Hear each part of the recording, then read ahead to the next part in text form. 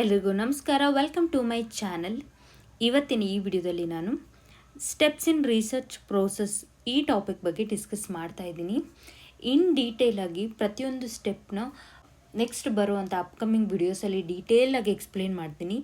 Just ಬ್ರೀಫಾಗಿ ಈ ಒಂದು ವಿಡಿಯೋದಲ್ಲಿ ಏನು research, what is research process ಅಥವಾ ಸ್ಟೆಪ್ಸ್ ಇನ್ ರಿಸರ್ಚ್ ಅನ್ನೋ ಒಂದು ಟಾಪಿಕ್ನ ಈ ವಿಡಿಯೋದಲ್ಲಿ ನಾನು ಬ್ರೀಫಾಗಿ ಎಕ್ಸ್ಪ್ಲೇನ್ ಮಾಡ್ತೀನಿ. ತಡ ಮಾಡ್ತೀವಿ, ವಿಡಿಯೋನ ಸ್ಟಾರ್ಟ್ ಮಾಡೋಣ ಬನ್ನಿ. ಸ್ಟೆಪ್ಸ್ ಇನ್ ರಿಸರ್ಚ್ ಪ್ರೋಸೆಸ್ ಏನು? ಸ್ಟೆಪ್ಸ್ ಇನ್ ರಿಸರ್ಚ್ ಪ್ರೋಸೆಸ್ ಅಂತಂದರೆ, ನೀವು ಯಾವುದಾದ್ರೂ ಒಂದು ರಿಸರ್ಚ್ನ ಕಂಡಕ್ಟ್ ಮಾಡ್ತಿದ್ದೀರಾ ಅಂತಂದರೆ ನೀವೇನು ಮಾಡಬೇಕಾಗುತ್ತೆ, ಒಂದಿಷ್ಟು ಸ್ಟೆಪ್ಸ್ನ ಫಾಲೋ ಮಾಡಬೇಕಾಗುತ್ತೆ. ಫಾರ್ ಎಕ್ಸಾಂಪಲ್, ಈಗ ನೀವು ಯಾವುದೋ ಒಂದು ಕುಕ್ಕಿಂಗ್ ರೆಸಿಪಿನ ನೀವು ಕುಕ್ಕಿಂಗ್ ಮಾಡ್ತಿದ್ದೀರಾ ಅಂದರೆ ಒಂದು ರೆಸಿಪಿನ ನೀವೇನು ಮಾಡಬೇಕಾಗುತ್ತೆ, ಸ್ಟೆಪ್ ಬೈ ಸ್ಟೆಪ್ನ ಫಾಲೋ ಮಾಡಬೇಕಾಗುತ್ತೆ. ಫಸ್ಟು ಬಾಯ್ಲಿಂಗ್ ಇರಬೇಕು, ಅದಾದಮೇಲೆ ಫ್ರೈಯಿಂಗ್, ಈ ರೀತಿಯಾಗಿರುತ್ತಲ್ವ. ಅದೇ ರೀತಿಯಾಗಿ ನೀವು ಒಂದು ರಿಸರ್ಚ್ನ ಕಂಡಕ್ಟ್ ಮಾಡ್ತೀರಾ ಅಂದರೆ ಸ್ಟೆಪ್ಸ್ ತುಂಬಾ ಇಂಪಾರ್ಟೆಂಟ್ ರೋಲ್ನ ಪ್ಲೇ ಮಾಡುತ್ತೆ. ಸೊ ಯಾವುದೆಲ್ಲ ಸ್ಟೆಪ್ಸ್ ಇದ್ದಾವೆ ಅಂತ ನೋಡೋಣ ಬನ್ನಿ. ಫಸ್ಟ್ ಸ್ಟೆಪ್ ರಿಸರ್ಚ್ ಪ್ರೋಸೆಸ್ಸಲ್ಲಿ ಫಸ್ಟ್ ಸ್ಟೆಪ್ ಬಂದು ಡಿಫೈನಿಂಗ್ ರಿಸರ್ಚ್ ಪ್ರಾಬ್ಲಮ್. ಸೊ ನೀವೊಂದು ರಿಸರ್ಚ್ ನೀವು ಮಾಡ್ತಿದ್ದೀರಾ ಅಂತಂದರೆ ಫಸ್ಟು ರಿಸರ್ಚ್ ಪ್ರಾಬ್ಲಮ್ ಅಥವಾ ನೀವು ಯಾವ ಒಂದು ಟಾಪಿಕ್ ಬಗ್ಗೆ ರಿಸರ್ಚ್ ಮಾಡ್ತಿದ್ದೀರಾ ಅನ್ನೋದು, selecting a topic is very important in research process. So next defining the research problem. First defining the research ಪ್ರಾಬ್ಲಮಲ್ಲಿ ಏನಾಗುತ್ತೆ ಅಂತಂದರೆ, ಫಸ್ಟು ನೀವು ಯಾವ ಒಂದು ಟಾಪಿಕ್ ಮೇಲೆ ರಿಸರ್ಚ್ ಮಾಡ್ತಾ ಇದ್ದೀರಾ. ಫಾರ್ ಎಕ್ಸಾಂಪಲ್ HR ಮಾಡ್ತಿದ್ದೀರಾ, ಮಾರ್ಕೆಟಿಂಗಲ್ಲಿ ಮಾಡ್ತಿದ್ದೀರಾ, ಅಥವಾ ಮಾರ್ಕೆಟಿಂಗಲ್ಲಿ ಸಬ್ ಟೈಟಲ್ ಏನಿದೆ, for example customer relationship management ಬಗ್ಗೆ ಮಾಡ್ತಿದ್ದೀರಾ. ಈ ರೀತಿಯಾಗಿ ನಿಮ್ಮ ಒಂದು ರಿಸರ್ಚ್ ಟಾಪಿಕ್ಕು ನಿಮಗೆ ಕ್ಲಾರಿಟಿ ಆಗಿರಬೇಕು. And this is very important, ಒಂದು ಟಾಪಿಕ್ನ ಸೆಲೆಕ್ಟ್ ಮಾಡೋದು. ಹಾಗೆ ಆ ಸೆಲೆಕ್ಟ್ ಮಾಡಿರೋವಂಥ ಟಾಪಿಕ್ನ ಡಿಫೈನ್ ಮಾಡೋದು ಇಂಪಾರ್ಟೆಂಟ್ ಆಗುತ್ತೆ. This is the first step in research. First one is defining the research problem. Step 2, reviewing literature. ಏನು ರಿವ್ಯೂವಿಂಗ್ ಲಿಟರೇಚರ್ ಅಂತಂದರೆ, ಫಾರ್ ಎಕ್ಸಾಂಪಲ್, ಈಗ ನೀವು ಒಂದು ಟಾಪಿಕ್ ಬಗ್ಗೆ ರಿಸರ್ಚ್ ಮಾಡ್ತಿದ್ದೀರಾ ಅಂತಂದರೆ ಲಿಟ್ರೇಚರ್ ರಿವ್ಯೂ ಮಾಡಬೇಕಾಗುತ್ತೆ. ತುಂಬಾ ಇಂಪಾರ್ಟೆಂಟ್ ರೋಲ್ನ ಪ್ಲೇ ಮಾಡುತ್ತೆ. ಏನು ರಿವ್ಯೂವಿಂಗ್ ಲಿಟ್ರೇಚರ್ ಅಂತಂದರೆ, ಈಗ ಆಲ್ರೆಡಿ ಲಿಟ್ರೇಚರ್ ಅಂದರೆ ಈಗ ಆಲ್ರೆಡಿ ಏನು ರಿಸರ್ಚ್ ಮಾಡಿರ್ತಾರಲ್ವ, ನೀವು ಯಾವ ಒಂದು ಟಾಪಿಕ್ನ ಸೆಲೆಕ್ಟ್ ಮಾಡಿರ್ತೀರಲ್ಲ ಆ ಟಾಪಿಕ್ ಮೇಲೆ ಈಗ ಆಲ್ರೆಡಿ ಯಾರಾದರೂ ರಿಸರ್ಚ್ ಮಾಡಿದಾರಾ, ಎಷ್ಟು ರಿಸರ್ಚ್ ಮಾಡಿದ್ದಾರೆ, ಮತ್ತು ಯಾವ್ಯಾವೆಲ್ಲ ಬುಕ್ಸ್ ಇದೆ, ಯಾವ ಆರ್ಟಿಕಲ್ಸ್ ಇದ್ದಾವೆ, ಬೇರೆ ಎಲ್ಲ ಏನಾದರೂ ರಿಸೋರ್ಸ್ ಇದಾವ ಅಂತ ರಿವ್ಯೂ ಮಾಡೋದು, ಅಂತ ನೋಡೋದು, ಚೆಕ್ ಮಾಡೋದು, ಅನಲೈಸ್ ಮಾಡೋದು, ಐಡೆಂಟಿಫೈ ಮಾಡೋದು, ಸಿಂಥಸೈಸಿಂಗ್ ದ ಇನ್ಫಾರ್ಮೇಷನ್, ಅರ್ಥ ಮಾಡ್ಕೊಳ್ಳೋದನ್ನ ಎಲ್ಲನೂ ಏನಂತ ಕರಿತೀವಿ, ರಿವ್ಯೂವಿಂಗ್ ಲಿಟರೇಚರ್ ಅಂತ ಕರಿತೀವಿ. ಯಾಕೆ ಇದು ತುಂಬ ಇಂಪಾರ್ಟೆಂಟ್ ಆಗುತ್ತೆ ರಿವ್ಯೂವಿಂಗ್ ಲಿಟ್ರೇಚರ್ ಅಂತಂದರೆ, ನಿಮ್ಮ ಒಂದು ನಾಲೆಜ್ನ ಹೆಚ್ಚಿಸ್ಕೊಳ್ಳೋದಕ್ಕೆ ಮತ್ತು ಒಂದು ಕ್ಲಾರಿಟಿ ಸಿಗೋದಕ್ಕೆ, ಒಂದು ಟಾಪಿಕ್ ನೀವೇನು ಸೆಲೆಕ್ಟ್ ಮಾಡಿರ್ತೀರಲ್ವ ಆ ಟಾಪಿಕ್ ಬಗ್ಗೆ ಕ್ಲಾರಿಟಿ ಸಿಗೋದಕ್ಕೆ. ನೆಕ್ಸ್ಟ್, ನಿಮ್ಮ ಒಂದು ರಿಸರ್ಚ್ ಮೆಥಡಾಲಜಿ ಏನಿರುತ್ತಲ್ವ, ಫಾರ್ ಎಕ್ಸಾಂಪಲ್ ನೀವೇನೋ ಒಂದು ಕಂಡಕ್ಟ್ ಮಾಡಬೇಕಂತ ಇರ್ತೀರಲ್ವ, ಆ ಒಂದು ಮೆಥಡಾಲಜಿನ ಇಂಪ್ರೂವ್ ಮಾಡ್ಕೊಳ್ಳೋದಕ್ಕೆ ಏನಾಗುತ್ತೆ, ಸಾಧ್ಯವಾಗುತ್ತೆ literature ರಿವ್ಯೂವಿಂದ.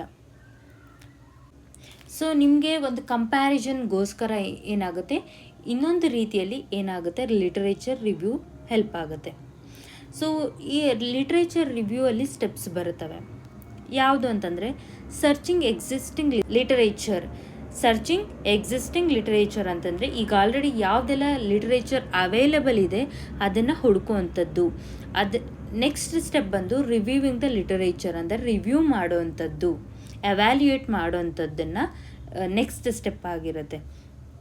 Developing theoretical and conceptual framework. ಒಂದು ಫ್ರೇಮ್ವರ್ಕ್ನ ಏನು ಮಾಡಬೇಕಾಗುತ್ತೆ, ಡೆವಲಪ್ ಮಾಡೋದು ನೆಕ್ಸ್ಟ್ ಸ್ಟೆಪ್ ಆಗಿರುತ್ತೆ. ಇದಿಷ್ಟು ಬಂದು ಲಿಟರೇಚರ್ ರಿವ್ಯೂ ಪ್ರೊಸೀಜರ್ ಆಗಿರುತ್ತೆ. ಮೇನ್ ಸೋರ್ಸಸ್ ಏನಂತಂದರೆ ಬುಕ್ಸು, ಜರ್ನಲ್ಸು, ಇಂಟರ್ನೆಟ್ ಸೋರ್ಸಸ್ ಆಗಿರುತ್ತೆ, ಮ್ಯಾಗ್ಝಿನ್ಸ್ ಆಗಿರುತ್ತೆ. ಇದು ಬಂದು major sources for literature review. Next ಬಂದು step 3, identifying variables. After literature review ಏನು ಮಾಡ್ತೀವಿ, ನೆಕ್ಸ್ಟ್ ಸ್ಟೆಪ್ ಬಂದು ಐಡೆಂಟಿಫೈಯಿಂಗ್ ವೇರಿಯಬಲ್ಸ್ ಅಂತಂದರೆ, ಫಾರ್ ಎಕ್ಸಾಂಪಲ್ ವೇರಿಯಬಲ್ ಅಂತಂದರೆ ಚೇಂಜ್ ಆಗುವಂಥದ್ದು. For example it can be change or vary. ಇದನ್ನು ನಾವೇನಂತ ಕರಿತೀವಿ, ವೇರಿಯಬಲ್. ವೇರಿಯಬಲ್ ಅನ್ನೋ ವರ್ಡಲ್ಲೇ ಮೀನಿಂಗ್ ಇದೆ. Vary means it may B very. For example ಇದರಲ್ಲಿ ತುಂಬಾ ಟೈಪ್ಸ್ ಆಫ್ ವೇರಿಯಬಲ್ಸ್ ಇದ್ದಾವೆ. It is very important topic. Already ನಾನು ವಿಡಿಯೋನ ಪೋಸ್ಟ್ ಮಾಡಿದ್ದೀನಿ. ನೀವು ಯಾರಾದರೂ ಇನ್ನೂ ನೋಡಿಲ್ಲ ಅಂದರೆ ವೇರಿಯಬಲ್ಸ್, ಟೈಪ್ಸ್ ಆಫ್ ವೇರಿಯಬಲ್ಸ್ ಟಾಪಿಕ್ನ ಒಂದ್ಸತಿ ನೋಡಿ ಆ್ಯಂಡ್ ನಿಮಗೆ ಒಂದು ಕ್ಲಾರಿಟಿ ಸಿಗುತ್ತೆ. ಇದರಲ್ಲಿ ಇಂಡಿಪೆಂಡೆಂಟ್ ವೇರಿಯಬಲ್ ಇದೆ, ಡಿಪೆಂಡೆಂಟ್ ವೇರಿಯಬಲ್ ಎರಡೂ ಇದ್ದಾವೆ. ಸೊ ಡಿಪೆಂಡೆಂಟ್ ವೇರಿಯಬಲ್ ಅಂದರೆ ಫಾರ್ ಎಕ್ಸಾಂಪಲ್ ಎನಿಥಿಂಗ್, ಯಾವುದಾದ್ರೂ ಒಂದು ವ್ಯಾಲ್ಯೂ ಅಲ್ಲಿ ಚೇಂಜ್ ಆಯಿತು ಅಂದರೆ ಇನ್ಯಾವುದೋ ಒಂದು ಇನ್ಯಾವುದ್ರ ಒಂದ್ರ ಮೇಲೆ ಅದೇನಾಗಿರುತ್ತೆ, ಡಿಪೆಂಡ್ ಆಗಿರುತ್ತೆ. ಸೊ ಇದು ಡಿಪೆಂಡೆಂಟ್ ವೇರಿಯಬಲ್ ಆಗುತ್ತೆ. ಇಂಡಿಪೆಂಡೆಂಟ್ ವೇರಿಯಬಲ್ ಅಂತಂದರೆ ಯಾವುದ್ರ ಮೇಲೂ ಡಿಪೆಂಡ್ ಆಗದೆ ತನ್ನಷ್ಟಕ್ಕೆ ತಾನೇ ಆದರೆ ಅದನ್ನು ನಾವು ಇಂಡಿಪೆಂಡೆಂಟ್ ವೇರಿಯಬಲ್ ಅಂತ ಕರಿತೀವಿ. ಅದು ವೇರಿಯಬಲ್ಸ್ನ ಐಡೆಂಟಿಫೈ ಮಾಡಾದ್ಮೇಲೆ ನೆಕ್ಸ್ಟ್ ಸ್ಟೆಪ್ ಬಂದು ಫಾರ್ಮುಲೇಟಿಂಗ್ ಹೈಪೋಥೆಸಿಸ್ ಆಗಿರುತ್ತೆ. ಸುಮ್ಮನೆ ಒಂದು ಸಿಂಪಲ್ ಟರ್ಮ್ ಆಗಿ ಹೇಳೋದಾದರೆ ಹೈಪೋಥೆಸಿಸ್ ಏನು ಅಂದರೆ ಇನ್ನು ರಿಸರ್ಚಲ್ಲಿ ಪ್ರಿಡಿಕ್ಷನ್. ಸೊ ಯಾವುದಾದ್ರೂ ಒಂದು ಸನ್ನಿವೇಶದ ಬಗ್ಗೆ, ಒಂದು ಸಿಚುವೇಶನ್ ಬಗ್ಗೆ ಮೊದಲೇ ಪ್ರಿಡಿಕ್ಟ್ ಮಾಡೋದನ್ನು ಏನಂತ ಕರಿತೀವಿ, ಹೈಪೋಥೆಸಿಸ್ ಅಂತ ಕರಿತೀವಿ. ಹೇಗೆ ನೀವು ಪ್ರಿಡಿಕ್ಟ್ ಮಾಡ್ತೀರಾ ಹೈಪೋಥೆಸಿಸ್ ಅಂತಂದರೆ, ಫಾರ್ ಎಕ್ಸಾಂಪಲ್ ಈಗ ಏನೋ ಒಂದು ಸಿಚುವೇಶನ್ ಆಗಿರುತ್ತೆ, ಆ ಸಿಚುವೇಶನ್ ನಿಮ್ಗೆ ಒಂದು ಎಕ್ಸ್ಪೀರಿಯೆನ್ಸ್ ಇರುತ್ತೆ. ಆ ಒಂದು ಎಕ್ಸ್ಪೀರಿಯೆನ್ಸ್ ಬೇಸಿಸ್ ಮೇಲೆ ನೀವು ಏನು ಮಾಡ್ತೀರಾ ಅಂದರೆ ಪ್ರಿಡಿಕ್ಟ್ ಮಾಡ್ತೀರಾ, ಇಲ್ಲ ಈ ರೀತಿ ಆಗೋ ಚಾನ್ಸಸ್ ಇರುತ್ತೆ. ಅಥವಾ ನೀವು ಒಂದಷ್ಟು ಅಬ್ಸರ್ವ್ ಮಾಡಿರ್ತೀರ, ಅಬ್ಸರ್ವೇಷನ್ಸಿಂದನೂ ಪ್ರಿಡಿಕ್ಟ್ ಮಾಡ್ಬೋದು. ಅಥವಾ ನಿಮ್ಮ ಒಂದು ಪ್ರಯರ್ ನಾಲೆಡ್ಜ್ ಆಗಿರುತ್ತೆ, ಅಂದರೆ ನಿಮ್ಗೆ ಆಲ್ರೆಡಿ ಇರುವಂತಹ ಒಂದಷ್ಟು ಜ್ಞಾನದಿಂದ ಅಥವಾ ನಾಲೆಡ್ಜಿಂದ ಏನು ಮಾಡ್ತೀರ, ನೀವೇನೋ ಒಂದು ನೆಕ್ಸ್ಟ್ ಆಗೋದನ್ನು ಪ್ರಿಡಿಕ್ಟ್ ಮಾಡ್ತೀರ ಅಲ್ವಾ, ಅದನ್ನು ಹೈಪೋಥೆಸಿಸ್ ಅಂತ ಕರಿತೀವಿ. It is one of the important topic. Questions ಕೇಳುವಂಥ ಚಾನ್ಸಸ್ ತುಂಬಾ ಇರುತ್ತೆ. Types of hypothesis very important. ನಾನು ನೆಕ್ಸ್ಟ್ ವಿಡಿಯೋದಲ್ಲಿ ಡೀಟೇಲ್ಡಾಗಿ ಟೈಪ್ಸ್ ಆಫ್ ಹೈಪೋಥೆಸಿಸಲ್ಲಿ ನಲ್ ಹೈಪೋಥೆಸಿಸ್ ಮತ್ತು ಆಲ್ಟರ್ನೇಟಿವ್ ಹೈಪೋಥೆಸಿಸ್ನ ಇನ್ ಡೀಟೇಲಾಗಿ ಡಿಸ್ಕಸ್ ಮಾಡ್ತೀನಿ. ನೆಕ್ಸ್ಟ್ ವಿಡಿಯೋನ ಮರೀದೆ ಚೆಕ್ ಮಾಡಿ. ಅಪ್ಕಮಿಂಗ್ ವಿಡಿಯೋಸಲ್ಲಿ ನಾನು ಯಾವ ರೀತಿಯಾಗಿ ರಿಸರ್ಚ್ ಆಪ್ಟಿಟ್ಯೂಡ್ ಈ ಒಂದು ಯೂನಿಟಲ್ಲಿ ಯಾವ ರೀತಿಯಾಗಿ ಕ್ವಶನ್ಸ್ ಕೇಳ್ತಾರೆ ಅನ್ನೋ ಕಂಪ್ಲೀಟ್ ಡೀಟೇಲ್ಸ್ನ ನಿಮಗೆ ಕೊಡ್ತೀನಿ. ಸೊ ಅದಕ್ಕೆ ನನ್ನ ಚಾನಲ್ನ ಸಬ್ಸ್ಕ್ರೈಬ್ ಮಾಡ್ಕೊಂಡಿದ್ದೀನಿ, ನಿಮಗೆ ನೋಟಿಫಿಕೇಷನ್ ಬರುತ್ತೆ ನಾನು ನೆಕ್ಸ್ಟ್ ವಿಡಿಯೋ ಅಪ್ಲೋಡ್ ಮಾಡಿದಾಗ. ಸೊ ಐ ಹೋಪ್ ಈ ಹೈಪೋಥೆಸಿಸ್ ನಿಮಗೆ ಅರ್ಥ ಆಗಿದೆ ಅಂತ ಅನ್ಕೋತೀನಿ. Step 5, preparing the research design. ಏನು ಪ್ರಿಪೇರಿಂಗ್ ದ ರಿಸರ್ಚ್ ಡಿಸೈನ್ ಅಂತಂದರೆ, ಹೈಪೋಥೆಸಿಸ್ ನೆಕ್ಸ್ಟ್ ಸ್ಟೆಪ್ ಏನಾಗಿರುತ್ತೆ, preparation of the research design. ಏನು ರಿಸರ್ಚ್ ಡಿಸೈನ್ ಕ್ರಿಯೇಟ್ ಮಾಡೋದು, ಅಥವಾ ರಿಸರ್ಚ್ ಡಿಸೈನ್ ಅಂತಂದರೆ ಜಸ್ಟ್ ಒನ್ ವರ್ಡಲ್ಲಿ ಹೇಳಬೇಕಂತಂದರೆ ರೋಡ್ ಮ್ಯಾಪ್ ಅಂತ ಕರಿಬೋದು, ಅಥವಾ ಬ್ಲೂ ಪ್ರಿಂಟ್. ಸೊ ನೆಕ್ಸ್ಟ್ ಯಾವ ರೀತಿಯಾಗಿ ನಮ್ಮ ಒಂದು ರಿಸರ್ಚ್ನ ನಾವು ಕಂಡಕ್ಟ್ ಮಾಡಬೇಕು, ಯಾವುದೆಲ್ಲ ಸ್ಟೆಪ್ಸು ನಾವು ಫಾಲೋ ಮಾಡಬೇಕಾಗುತ್ತೆ, ಯಾವ ರೀತಿಯಾಗಿರುತ್ತೆ ಅಥವಾ ಯಾವ ರೀತಿ ಮಾಡಬೇಕು ಅನ್ನೋ ಪ್ಲ್ಯಾನ್ ಮಾಡೋದಿದೆಯಲ್ವ, ಅದನ್ನೇ ಪ್ರಿಪೇರಿಂಗ್ ದ ರಿಸರ್ಚ್ ಡಿಸೈನ್ ಅಂತ ಕರಿತೀವಿ. ಸೊ ಇದೇನು ಮಾಡುತ್ತೆ ಅಂತಂದರೆ, it outlines the steps and method necessary to address the research questions effectively. So ನೀವೇನಾದರೂ ಒಂದು ರಿಸರ್ಚ್ ಇಂಟರ್ವ್ಯೂ ಮೆಥಡಿಂದ ನೀವೇನಾದರೂ ರಿಸರ್ಚ್ ಕಂಡಕ್ಟ್ ಮಾಡ್ತಿದ್ದೀರಾ ಅಂದರೆ ನೀವೇನು ಮಾಡಬೇಕಾಗುತ್ತೆ, ಒಂದಷ್ಟು ಮೊದಲೇ ಏನು ಮಾಡಬೇಕಾಗುತ್ತೆ, ಪ್ರಯರ್ ಆಗಿ ನೀವು ಆ ಕ್ವೆಶನ್ಸ್ನ ಪ್ರಿಪೇರ್ ಮಾಡಬೇಕಾಗುತ್ತೆ. ಸೊ ಇದೆಲ್ಲ ಏನಾಗುತ್ತೆ, ರಿಸರ್ಚ್ ಡಿಸೈನ್ ಆಗುತ್ತೆ. ಪ್ರತಿಯೊಂದು ರಿಸರ್ಚ್ ಪ್ರೋಸೆಸ್ ಸ್ಟೆಪ್ನ ಎಕ್ಸ್ಪ್ಲೇನ್ ಮಾಡಿದ್ರೆ ಒಂದೇ ವಿಡಿಯೋ ತುಂಬ ಲೆಂತಿ ಆಗುತ್ತೆ ಅನ್ನೋ ಕಾರಣದಿಂದ ನಾನು ನೆಕ್ಸ್ಟ್ ಏನೆಲ್ಲ ಸಬ್ ಟಾಪಿಕ್ಸ್ ಇದ್ದಾವಲ್ಲ, ಒಂದೊಂದೇ ಸ್ಟೆಪ್ನ ನಾನು ಏನು ಮಾಡ್ತೀನಿ, ಬೇರೆ ಸಪ್ರೇಟ್ ವಿಡಿಯೋಸ್ ಮಾಡಿ ಅಪ್ಲೋಡ್ ಮಾಡ್ತೀನಿ. ಆಗ ನಿಮಗೂ ಏನಾಗುತ್ತೆ, ಈಸಿ ಆಗುತ್ತೆ, ನಿಮಗೂ ಇಂಟ್ರೆಸ್ಟಿಂಗ್ ಆಗಿರುತ್ತೆ ಕೇಳೋದಕ್ಕೆ. ಅದು ಒಂದೇ ರೀಸನಿಂದ. ನೆಕ್ಸ್ಟು ಸ್ಟೆಪ್ 6 ಬಂದು ಸೆಲೆಕ್ಟಿಂಗ್ ಸ್ಯಾಂಪಲ್ಸ್. ಸೊ ಇದು ಅಷ್ಟೇ ಟೈಪ್ಸ್ ಆಫ್ ಸ್ಯಾಂಪ್ಲಿಂಗ್ಸ್ ತುಂಬಾ ಇಂಪಾರ್ಟೆಂಟ್ ಟಾಪಿಕ್ಕು. ಏನೆಲ್ಲ ಟಾಪಿಕ್ಕು ಇಂಪಾರ್ಟೆಂಟ್ ಅಂತ ಹೇಳ್ತಾ ಇದ್ದಾರೆ ಅಂತ ನೀವು ಅನ್ಕೋಬೋದು. ಇದೆಲ್ಲ ಪ್ರಾಬಬಲ್ ಅಂದರೆ ಕ್ವೆಶನ್ಸ್ ಕೇಳಿರೋ ಅಂಥದ್ದು ಮುಂದೆ ಕೇಳುವಂತಹ ಟಾಪಿಕ್ಸ್ ಇದಾಗಿರುತ್ತೆ. ಅದಕ್ಕೆ ನಾನು ಇಂಪಾರ್ಟೆಂಟ್ ಅಂತ ಎಸ್ಪೆಷಲಿ ರಿಸರ್ಚ್ ಪ್ರೋಸೆಸ್ ಸ್ಟೆಪ್ಸ್ ಏನಿದಾವಲ್ಲ, ಇದರಲ್ಲಿ ಸಬ್ ಟಾಪಿಕ್ಸು ಇಂಪಾರ್ಟೆಂಟು, ಟೈಪ್ಸು ತುಂಬಾ ಇಂಪಾರ್ಟೆಂಟು. ಸೊ ಯಾವುದನ್ನು ಮಿಸ್ ಮಾಡದೆ, ಎಸ್ಪೆಷಲಿ ಈ ಒಂದು ಟಾಪಿಕ್ನ ಮಿಸ್ ಮಾಡದೆ ಕವರ್ ಮಾಡಿ, ನಿಮ್ಮ ಒಂದು ಎಕ್ಸಾಮ್ಗೆ ತುಂಬಾ ಹೆಲ್ಪ್ಫುಲ್ ಆಗುತ್ತೆ.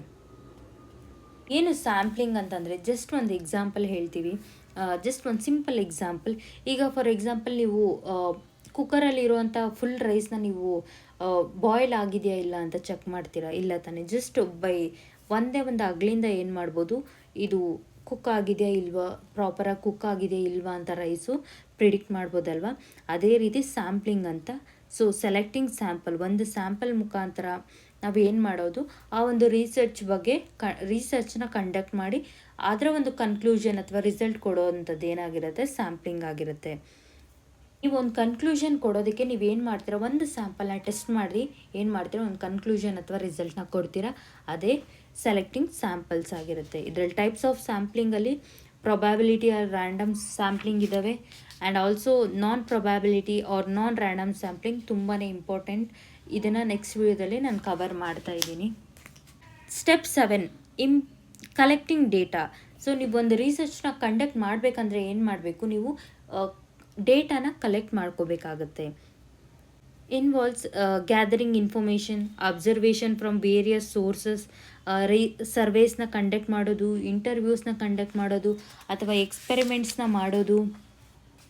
ಅಬ್ಸರ್ವೇಷನ್ ಮೂಲಕ ಏನು ಮಾಡ್ತೀರಾ, ನೀವು ಡೇಟಾನ ಕಲೆಕ್ಟ್ ಮಾಡ್ಕೋತೀರಾ. ಟೈಪ್ಸ್ ಆಫ್ ಡೇಟಾ ಇದ್ದಾವೆ, primary data and secondary data. Primary data ಅಂದರೆ ಏನು ಅಂತಂದರೆ, ಸೊ ನೀವೇನು ರಿಸರ್ಚ್ ಕಂಡಕ್ಟ್ ಮಾಡಿದಾಗ ಫಸ್ಟ್ ಟೈಮ್ ನೀವೇನಾದರೂ ಡೇಟಾನ ಇವಾಗ ಫಾರ್ ಎಕ್ಸಾಂಪಲ್ ನೀವೊಂದು ಹೊಸ ಟಾಪಿಕ್, ಯಾವುದೋ ನ್ಯೂ ಟಾಪಿಕ್ ಬಗ್ಗೆ ರಿಸರ್ಚ್ನ ಕಂಡಕ್ಟ್ ಮಾಡಿದ್ದೀರಾ, ನೀವು ಡೇಟಾನ ಕಲೆಕ್ಟ್ ಮಾಡ್ತೀರಾ ಅಂದರೆ ಇದು ಪ್ರೈಮರಿ ಡೇಟಾ ಆಗುತ್ತೆ. ಸೆಕೆಂಡರಿ ಡೇಟಾ ಅಂತಂದರೆ ಫಾರ್ ಎಕ್ಸಾಂಪಲ್ ನಿಮಗೆ ಯಾವುದಾದ್ರೂ ಇನ್ಫಾರ್ಮೇಷನ್ ನ್ಯೂಸ್ ಪೇಪರ್ ಮೂಲಕ ಅಥವಾ ಆರ್ಟಿಕಲ್, ಬುಕ್ಸ್ ಅಥವಾ ಇಂಟರ್ನೆಟ್ ರಿಸೋರ್ಸ್ ಮೂಲಕ ನಿಮ್ಗೇನಾದರೂ ಸಿಗುತ್ತೆ ಅಂತಂದರೆ ಅದು ಸೆಕೆಂಡರಿ ಡೇಟಾ ಆಗುತ್ತೆ. ಸೊ ಇದಿಷ್ಟು ಬಂದು collecting data. So tools for data collection ಸಿಂಪಲಾಗಿ ಹೇಳ್ತಾ ಇದ್ದೀನಿ. ಅಬ್ಸರ್ವೇಷನ್ ಮೂಲಕ ನೀವೇನು ಮಾಡ್ಬೋದು, ಡೇಟಾನ ಕಲೆಕ್ಟ್ ಮಾಡ್ಬೋದು. ಇಂಟರ್ವ್ಯೂ ಮೂಲಕ ನೀವೇನು ಮಾಡ್ಬೋದು, ಡೇಟಾನ ಕಲೆಕ್ಟ್ ಮಾಡ್ಬೋದು. ಫೋಕಸ್ ಗ್ರೂಪ್ ಮುಖಾಂತರ, ಕ್ವೆಶನರೀಸ್ ಅಂದರೆ ಕ್ವೆಶನ್ಸ್ನ ಕೇಳೋದ್ರ ಮೂಲಕ, ಇಂಟರ್ವ್ಯೂ ಕಂಡಕ್ಟ್ ಮಾಡೋದ್ರ ಮೂಲಕ ಏನು ಮಾಡ್ಬೋದು, ಡೇಟಾನ ಫೈಂಡ್ ಔಟ್ ಮಾಡ್ಬೋದು. ಇದೇನಾಗಿರುತ್ತೆ, ಕಲೆಕ್ಟಿಂಗ್ ಡೇಟಾ ಆಗಿರುತ್ತೆ. Next step 8 data analysis and hypothesis testing. ಏನು ಡೇಟಾ ಅನಾಲಿಸಿಸ್ ಅಂದರೆ, ನೀವು ಕಲೆಕ್ಟ್ ಮಾಡಿರುವಂಥ ಡೇಟಾನ ಅನಲೈಸ್ ಮಾಡೋದು, ಅಥವಾ ಫಾರ್ ಎಕ್ಸಾಂಪಲ್ ಒಂದು ಗ್ರಾಫ್ ಮೂಲಕ ರೆಪ್ರೆಸೆಂಟ್ ಮಾಡೋದು, ಅಥವಾ ಒಂದು ಪೈ ಚಾರ್ಟ್ ಅಥವಾ ಬಾರ್ ಚಾರ್ಟ್ ಮೂಲಕ ನೀವು ರೆಪ್ರೆಸೆಂಟ್ ಮಾಡಿರ್ತೀರ. ಫಾರ್ ಎಕ್ಸಾಂಪಲ್ ಈಗ ಒಂದು ಕ್ಲಾಸ್ ರೂಮಲ್ಲಿ how many students got 90 above, how many students got 80 ಅಬೋ ಅಥವಾ 60 ಅಬೋ ಅಂತ ನೀವೇನು ಮಾಡ್ತೀರಾ, ಒಂದು ಗ್ರಾಫ್ನ ಮೂಲಕ ರೆಪ್ರೆಸೆಂಟ್ ಮಾಡಿ ಏನು ಮಾಡ್ತೀರಾ, ಫೈಂಡ್ ಔಟ್ ಮಾಡ್ತೀರಾ ಅಲ್ವಾ. ಎಷ್ಟು ಜನ 90 ಅಬೋ ಸ್ಕೋರ್ ಮಾಡಿದ್ದಾರೆ, ಎಷ್ಟು ಜನ 80 ಅಬೋ ಸ್ಕೋರ್ ಮಾಡಿರ್ತಾರೆ. ಇಲ್ಲಿ ಏನು ಮಾಡ್ತೀರಾ, ನೀವು ಅನಲೈಸ್ ಮಾಡ್ತೀರಾ, ನಿಮ್ಗೆ ಒಂದು ಕ್ಲಾರಿಟಿ ಸಿಗುತ್ತೆ. ಸೊ 50 ಸ್ಟೂಡೆಂಟ್ಸು 90 ತೊಗೊಂಡಿದ್ದಾರೆ, 10 ಸ್ಟೂಡೆಂಟ್ಸು 60 ತೊಗೊಂಡಿದ್ದಾರೆ. ಇದನ್ನು ಅನಾಲಿಸಿಸ್ ಮಾಡ್ತೀರಲ್ವ, ಇದನ್ನೇ ನಾವು ಡೇಟಾ ಅನಾಲಿಸಿಸ್ ಅಂತ ಕರಿತೀವಿ. ಹೈಪೋಥೆಸಿಸ್ ಟೆಸ್ಟಿಂಗ್ ನಿಮ್ಗೆ ಆಲ್ರೆಡಿ ಗೊತ್ತಾಗಿದೆ. ಹೈಪೋಥೆಸಿಸ್ ಅಂದರೆ ಪ್ರಿಡಿಕ್ಟ್ ಮಾಡುವಂಥದ್ದು. ಹೈಪೋಥೆಸಿಸ್ ಅಂತಂದರೆ, ಸೊ ನೀವು ಏನು ರಿಸರ್ಚ್ನಲ್ಲಿ ಕಂಡಕ್ಟ್ ಮಾಡ್ತಿರಲ್ವ, ಹೈಪೋಥೆಸಿಸ್ನ ಟೆಸ್ಟ್ ಮಾಡುವಂಥದ್ದು. ಈಗ ಫಾರ್ ಎಕ್ಸಾಂಪಲ್ ನಲ್ ಹೈಪೋಥೆಸಿಸ್ ಅಥವಾ ಆಲ್ಟರ್ನೇಟಿವ್ ಹೈಪೋಥೆಸಿಸ್ನ ಏನು ಮಾಡ್ತೀರಾ, ಸ್ಟೆಪ್ಸ್ನ ಫೈಂಡ್ ಔಟ್ ಮಾಡ್ತೀರಾ. ಹೈಪೋಥೆಸಿಸ್ ಕ್ರೂಷಿಯಲ್ ರೋಲ್ನ ಪ್ಲೇ ಮಾಡುತ್ತೆ ರಿಸರ್ಚರ್ಸ್ಗೆ. ಗೈಡಿಂಗ್ ರಿಸರ್ಚ್ ಇನ್ವೆಸ್ಟಿಗೇಷನಲ್ಲಿ, allowing researchers to systematically test there ideas and draw the valid conclusion. ಅಂದರೆ ಒಂದು ವ್ಯಾಲಿಡ್ ಕನ್ಕ್ಲೂಷನ್ ಕೊಡೋದಕ್ಕೆ ವಿತ್ ಎವಿಡೆನ್ಸ್ನ ಏನು ಮಾಡಬೇಕಾಗುತ್ತೆ, ರಿಸರ್ಚರ್ಸು ಪ್ರೊವೈಡ್ ಮಾಡಬೇಕಾಗುತ್ತೆ. ಹೈಪೋಥೆಸಿಸಲ್ಲಿ ಆಲ್ರೆಡಿ ಹೇಳಿದ್ದೀನಿ, ಟೈಪ್ಸ್ ಆಫ್ ಹೈಪೋಥೆಸಿಸ್ ತುಂಬ ಇದ್ದಾವೆ. ಅದನ್ನು ನೆಕ್ಸ್ಟ್ ಇನ್ ಡೀಟೇಲಾಗಿ ಎಕ್ಸ್ಪ್ಲೇನ್ ಮಾಡ್ತೀನಿ. ಆಗ ನಿಮಗೆ ತುಂಬ ಕ್ಲಾರಿಟಿ ಮತ್ತು ಕ್ಲಿಯರಾಗಿ ಅರ್ಥ ಆಗುತ್ತೆ ಹೈಪೋಥೆಸಿಸ್ ಟೆಸ್ಟಿಂಗ್. ಸೊ ಏನು ಅಂತಂದರೆ, ಸಿಂಪಲಾಗಿ ಹೇಳ್ಬೇಕಂದ್ರೆ, ನೀವು ಒಂದೇನೋ ಪ್ರಿಡಿಕ್ಟ್ ಮಾಡಿರ್ತೀರಲ್ವ, ಆ ಪ್ರಿಡಿಕ್ಟ್ ಮಾಡಿರೋದಕ್ಕೆ ನೀವು ವಿತ್ ಪ್ರೂಫ್ ಓಕೆ ಈ ಒಂದು ಪರ್ಟಿಕ್ಯುಲರ್ ಕನ್ಕ್ಲೂಷನ್ ಅಥವಾ ರಿಸಲ್ಟ್ ಪ್ರಾಪರ್ ಆಗಿದೆ ಅನ್ನೋದನ್ನು ಟೆಸ್ಟ್ ಮಾಡೋದೇ ಹೈಪೋಥೆಸಿಸ್ ಟೆಸ್ಟಿಂಗ್ ಆಗಿರುತ್ತೆ. Next step 9 carrying out generalisation and interpretation ಆಗಿರುತ್ತೆ. ಸೊ ಏನು ಜನರಲೈಸೇಷನ್ ಆ್ಯಂಡ್ ಇಂಟರ್ಪ್ರಿಟೇಷನ್ ಅಂತಂದರೆ, ನೀವೇನು ಇಷ್ಟು ರಿಸರ್ಚ್ ಸ್ಟೆಪ್ಸ್ನ ಫಾಲೋ ಮಾಡಿರ್ತೀರಲ್ವ, ನಿಮ್ಗೊಂದು ಇಲ್ಲೇನು ಮಾಡಬೇಕಾಗುತ್ತೆ, ಇಂಟರ್ಪ್ರಿಟ್ ಮಾಡಬೇಕಾಗುತ್ತೆ. ಇಂಟರ್ಪ್ರಿಟ್ ಅಂತಂದರೆ ಏನು, ಫಾರ್ ಎಕ್ಸಾಂಪಲ್ ಈಗ ನಾನು ಆಲ್ರೆಡಿ ಹೇಳಿದೆ ಅಲ್ವಾ, ಬಾರ್ ಚಾರ್ಟ್ ಅಥವಾ ಪೈ ಚಾರ್ಟ್ ಅಥವಾ ಟೇಬಲ್ ಮೂಲಕ ನೀವೇನು ಮಾಡಬೇಕಾಗುತ್ತೆ, ನಿಮ್ಮ ಒಂದು ರಿಸರ್ಚ್ ಏನು ಮಾಡಿರ್ತೀರಲ್ವ ಟಾಪಿಕ್ನ ಇಂಟರ್ಪ್ರಿಟ್ ಅಂದರೆ ಪ್ಲಾಟ್ ಮಾಡಿ ತೋರಿಸ್ಬೇಕಾಗುತ್ತೆ. ಅದನ್ನು ನಾವು ಏನಂತ ಕರಿತೀವಿ, ಇಂಟರ್ಪ್ರಿಟೇಷನ್ ಅಂತ ಕರಿತೀವಿ. ಸೊ ಇಲ್ಲೇನಾಗುತ್ತೆ, ಮೀನಿಂಗ್ಫುಲ್ ಕನ್ಕ್ಲೂಷನ್ನ ಕೊಡಬೇಕಾಗುತ್ತೆ. ಜನರಲೈಸೇಷನ್ ಅಂತಂದರೆ, ಈಗ ಫಾರ್ ಎಕ್ಸಾಂಪಲ್ ನೀವೇನು ರಿಸರ್ಚಲ್ಲಿ ರಿಸಲ್ಟ್ನ ಫೈಂಡ್ ಔಟ್ ಮಾಡಿರ್ತೀರಲ್ವ, ಸ್ಪೆಸಿಫಿಕ್ ಸ್ಯಾಂಪಲ್ ಅಥವಾ ಒಂದು ಪಾಪ್ಯುಲೇಷನ್ಗೆ, ಅದನ್ನು ಲಾರ್ಜರ್ ಪಾಪ್ಯುಲೇಷನ್ಗೆ ನೀವೇನು ಮಾಡಬೇಕಾಗುತ್ತೆ, ಕನ್ವರ್ಟ್ ಮಾಡಿ ಒಂದು ಜನರಲೈಸ್ಡ್ ಒಂದು ಕನ್ಕ್ಲೂಷನ್ನ ಕೊಡಬೇಕಾಗುತ್ತೆ. ಅದನ್ನೇ ಏನಂತ ಕರಿತೀವಿ, ಜನರಲೈಸೇಷನ್ ಅಂತ ಕರಿತೀವಿ. ಇಂಟರ್ಪ್ರಿಟೇಷನ್ ಅಂತಂದರೆ ಜಸ್ಟ್ ಪ್ಲಾಟ್ ಮಾಡಿ ಅಥವಾ ಟೇಬಲ್ ಮೂಲಕ ರೆಪ್ರೆಸೆಂಟೇಷನ್ ಮಾಡಿ ಫ್ಲೋ ಚಾರ್ಟ್ ಮೂಲಕ ತೋರಿಸುವಂಥದ್ದು ಏನಾಗಿರುತ್ತೆ, ಇಂಟರ್ಪ್ರಿಟೇಷನ್ ಆಗಿರುತ್ತೆ. ಸೊ ಇದಿಷ್ಟು ಏನಾಗಿತ್ತು, ಸ್ಟೆಪ್ 9 ಆಗಿರುತ್ತೆ. ಲಾಸ್ಟ್ ಸ್ಟೆಪ್ ಬಂದು writing report. The final step of the research process is writing the research report. This is very crucial stage involves documenting entire research journeyನ ನೀವೇನು ಮಾಡಬೇಕಾಗುತ್ತೆ, ರಿಪೋರ್ಟ್ ಮೂಲಕ ನೀವೇನು ಮಾಡಬೇಕಾಗುತ್ತೆ, ರಿಪೋರ್ಟ್ನ ಮಾಡಬೇಕಾಗುತ್ತೆ. ಫ್ರಮ್ ದ ಫಾರ್ಮುಲೇಷನಿಂದ research problem to interpretation and generalisation of the ಫೈಂಡಿಂಗ್ಸ್ವರೆಗೂ ನೀವೇನು ಮಾಡಬೇಕಾಗುತ್ತೆ, ರಿಪೋರ್ಟ್ನ ರೆಡಿ ಮಾಡಬೇಕಾಗುತ್ತೆ. This is very important. Report ಯಾವಾಗಲೂ ಕ್ಲಿಯರ್, ಕನ್ಸೈಸ್ ಆಗಿರಬೇಕು ಆ್ಯಂಡ್ ಸ್ಟ್ರಕ್ಚರ್ಡ್ ಫಾರ್ಮ್ಯಾಟ್ನ ಫಾಲೋ ಮಾಡಿರಬೇಕು. ಯಾರು ಓದ್ತಿರ್ತಾರೋ ಅವ್ರಿಗೆ ಅರ್ಥ ಆಗೋ ಥರ ಇರಬೇಕು. ಆ್ಯಂಡ್ ಸ್ಟಡಿ ಪರ್ಪಸ್ ಏನು ಅಂತ ಹೇಳಬೇಕು. ಮೆಥಡಾಲಜಿ, ರಿಸಲ್ಟು, ಇಂಪ್ಲಿಕೇಶನ್ ಇದಿಷ್ಟು ಏನಾಗಿರಬೇಕಾಗುತ್ತೆ, ಇನ್ಕ್ಲೂಡ್ ಆಗಿರಬೇಕು. Formal presentation of the research conducted and provides comprehensive account of the study for future reference. So ಇದಿಷ್ಟು ಏನಾಗಿರುತ್ತೆ, ಇದರಲ್ಲಿ ಇನ್ಕ್ಲೂಡ್ ಆಗಿರುತ್ತೆ. ಬೇರೆಯವರ ರೆಫರೆನ್ಸ್ಗೂ ಇದೇನಾಗಿರಬೇಕಾಗುತ್ತೆ, ಇಷ್ಟು ಸ್ಟೆಪ್ಸ್ನ ನೀವು ಫಾಲೋ ಮಾಡಿ ಫಾರ್ಮಲ್ ವೇಯಲ್ಲಿ ನೀವೇನು ಮಾಡಬೇಕಾಗುತ್ತೆ, ರಿಸರ್ಚ್ ರಿಪೋರ್ಟ್ನ ರೆಡಿ ಮಾಡಬೇಕಾಗುತ್ತೆ. ಇದಿಷ್ಟು ಏನಾಗಿತ್ತು, steps involved in research process. One of the very important topic in this unit. You will get more marks. First time ನೀವು ಓದಬೇಕಾದ್ರೆ ಏನಾಗುತ್ತೆ ಅಂತಂದರೆ ಕಷ್ಟ ಅಂತ ಅನಿಸುತ್ತೆ. ನೀವು ಸೆಕೆಂಡ್ ಟೈಮ್ ಥರ್ಡ್ ಟೈಮ್ ರೀಡಿಂಗಲ್ಲಿ ತುಂಬಾ ಈಸಿ ಟಾಪಿಕ್ ಆಗುತ್ತೆ. ಸ್ಟಾರ್ಟಿಂಗಲ್ಲಿ ನನಗೂ ಅನಿಸಿತ್ತು ಇದು ತುಂಬ ಲೆಂದಿ ಇದೆ, ತುಂಬ ಕಷ್ಟ ಆಗುತ್ತೆ ಅಂತ. ನೀವು 2 ಸತಿ ನೀವು ಓದಿದ ತಕ್ಷಣ ನಿಮ್ಗೆ ಒಂದು ಕ್ಲಾರಿಟಿ ಸಿಗುತ್ತೆ. One of the easiest unit in paper 1. I hope ಈ ವಿಡಿಯೋ ನಿಮಗೆ ಯೂಸ್ಫುಲ್ ಆಗಿದೆ ಆ್ಯಂಡ್ ಇನ್ಫಾರ್ಮೇಟಿವ್ ಆಗಿತ್ತು ಅಂತ ಭಾವಿಸ್ತೀನಿ. ನಿಮಗೇನಾದರೂ ಡೌಟ್ಸ್ ಅಥವಾ ಕ್ವೆಶನ್ಸ್ ಇದ್ದರೆ ಖಂಡಿತವಾಗ್ಲೂ ಕಮೆಂಟ್ ಸೆಕ್ಷನಲ್ಲಿ ಕಮೆಂಟ್ ಮಾಡಿ.